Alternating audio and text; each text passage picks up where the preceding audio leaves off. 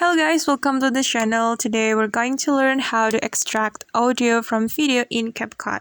Alright, after you import your video to CapCut and then you want to put extracted audio from video to your CapCut, you have to click this option, this audio option, and tap sounds,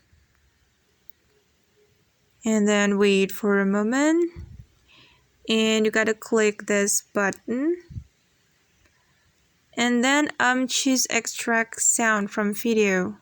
Tap on it. And then after that, you gotta choose the video that you want to extract. And I'll go with this video. Just click on the video and click this one. Import sound only. Alright, and hold on. And now you got extracted audio from video, and to insert the audio, you have to click this button, this plus button, okay? Click on it.